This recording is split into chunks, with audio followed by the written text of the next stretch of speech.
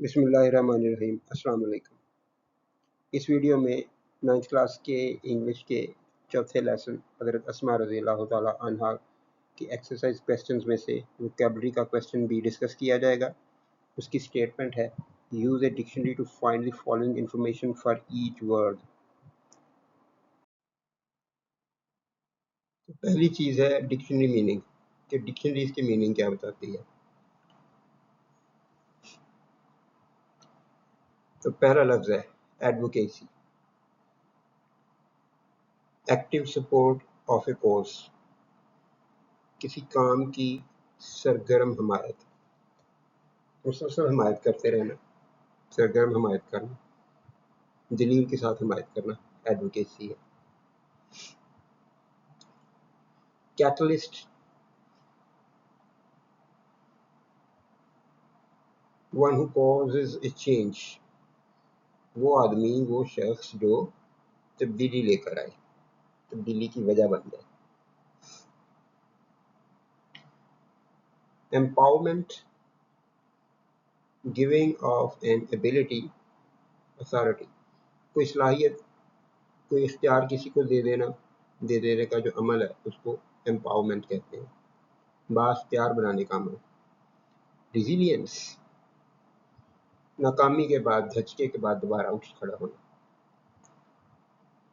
Ability to recover fast, जल्दी से उठ खड़े होने का, जल्दी से बहाल हो जाने की सलाहियत को रिजिलियंस कहते हैं। सब्सटेंशियल, सब्सटेंशियल, जो चीज़ हकीकत रखती हो, मादी शक्ल रखती हो, अहम हो, वैल्यूएबल, रियल। नेक्स्ट टर्म है प्रोनाउंसिएशन, और यहाँ पे बुक में उन्होंने इसको प्रोनाउंसिएशन लिख दिया है, वो गलत है। तो पहला लफ्ज़ है एडवोकेसी, एडवोकेसी, एडवोकेसी। कैटलिस्ट, ये वाला ए जो है इसको नॉर्मली गायब भी कर दिया जाएगा। Catalyst, catalyst, catalyst. Empowerment, empowerment, empowerment, एम नहीं है, इम है, empowerment. resilience, resilience, resilience, resilience, resilience, resilience. Substantial, substantial, substantial. मैंने इनको उर्दू में भी लिखने की कोशिश की है, उर्दू बिल्कुल एग्जैक्ट मुमकिन ही नहीं है, जो करीब तरीन हो सकता था वो मैंने लिखा है। Advocacy, catalyst, catalyst, empowerment, resilience, substantial.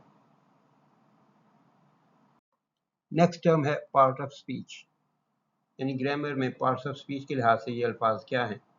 ये काफ़ी स्ट्रेट फॉरवर्ड सा है। एडवोकेसी नाउन है, कैटलिस्ट नाउन है, एम्पावरमेंट नाउन है, रिजिलियंस नाउन है, सब्सटेंशियल एडजेक्टिव है। याद रखिएगा इसमें डी साइलेंट होता है, एडजेक्टिव नहीं है, एडजेक्टिव। नेक्स्ट टर्म है एटमोलॉजी। एटमोलॉजी जो है वो किसी भी लफ्ज़ की तारीख होती है कि वो किस ज़ुबान से किस ज़ुबान में पहुंचा और किस तरह से आया। तो पहला लफ्ज़ है एडवोकेसी। ये मिडल इंग्लिश में, इंग्लिश के 3 दौर हैं, ओल्ड इंग्लिश, मिडल इंग्लिश और मॉडर्न इंग्लिश। तो मिडल इंग्लिश जो तकरीबन सन 1400 से या 1400 से 1600 तक, 1700 तक, 16 साढ़े 1600 तक जो टाइम चलता रहा वो मिडल इंग्लिश थी। उससे पहले ओल्ड इंग्लिश थी और उसके बाद की जो है वो मॉडर्न इंग्लिश है। तो ये मिडल इंग्लिश का लफ्ज़ था। मिडल इंग्लिश में आया ओल्ड फ्रेंच से, पुरानी फ्रांसीसी ज़ुबान से, और वहाँ पे उसमें आया था ये लातीनी से।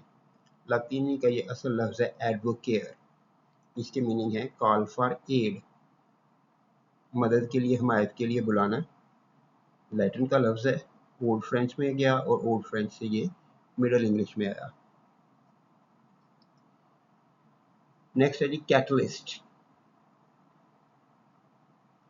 ये 19th सेंचुरी की इंग्लिश में आया, ये मॉडर्न इंग्लिश है। मॉडर्न इंग्लिश में आया था लैटिन ज़ुबान से, लतीनी से डायरेक्ट, और लतीनी से डायरेक्ट बहुत सारे लफ्ज़ आए हुए हैं। और लैटिन में ये ग्रीक लैंग्वेज से आया था, और ग्रीक लैंग्वेज का वर्ड है कैटालुइन, जिसके मीनिंग है डिज़ोल्व, हल हो जाना या गायब हो जाना। तो ये लफ्ज़, इस लफ्ज़ से, कैटालुइन से, ग्रीक लफ्ज़ से लैटिन में आया और लैटिन से 19th सेंचुरी की इंग्लिश में पहुंचा। एम्पावरमेंट, ये मेन जो स्टेम लफ्ज़ है, रूट वर्ड जो है वो पावर है। ये पावर की एटमोलॉजी मिलेगी आपको, कभी भी एम्पावरमेंट की एटमोलॉजी नहीं मिलेगी। तो पावर लफ्ज़ जो है वो कहाँ से आया? Middle English. इससे पहले ये ओल्ड इंग्लिश का दौर है, जिसे एंग्लो नॉर्स फ्रेंच, यानी इंग्लैंड की ओरिजिनल ज़ुबानें जहाँ पे थी, वो जो भी थी वो, फिर स्कैंडिनेविया के लोग जो नॉर्थ में रहते हैं उनकी जो ज़ुबानें थी, और फ्रांसीसी ज़ुबान, ये 3-4 ज़ुबानें वहाँ पे मिक्स अप हुई थी, और उस ज़ुबान में ये लफ्ज़ पोएर था, और जो कि लतीनी के लफ्ज़ पोज़े से इस ज़ुबान में पहुँचा था, एंग्लो नॉर्स फ्रेंच में, और फिर उससे ये मिडल इंग्लिश में गया। और इसकी मीनिंग बी एबल, काबिल होना। तो पावर जो है वो किसी चीज़ की सलाहियत है, काबिलियत है। तो बी एबल जो है वो पोज़े से, लैटिन जो पोज़े से एंग्लो नॉर्स फ्रेंच के पोएरे में गया, और वहाँ से ये पोएरे से पावर बन गया मिडल इंग्लिश के अंदर। नेक्स्ट है जी रिजिलियंस। ये 17th सेंचुरी की इंग्लिश में आया, ये भी मॉडर्न इंग्लिश है।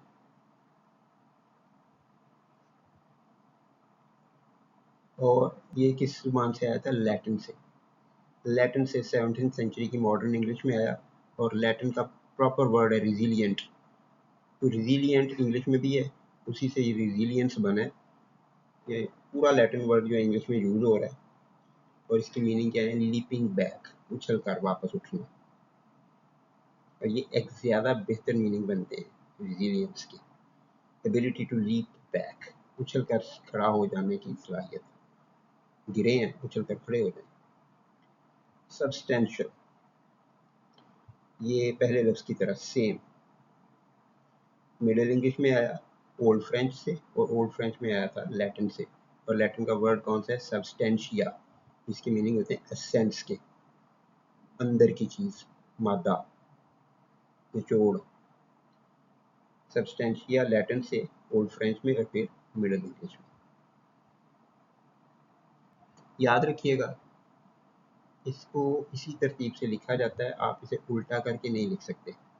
यानी ये नहीं कर सकते कि आप इसको इस तरह से लिखना शुरू कर दें कि जी लैटिन से ओल्ड फ्रेंच और ओल्ड फ्रेंच से मिडल इंग्लिश। ये आप एरोज को रिवर्स नहीं कर सकते, ये इसी तरह लिखा जाता है, इसी तरह से लिखना है, अगर लिखने की ज़रूरत कभी पड़े तो।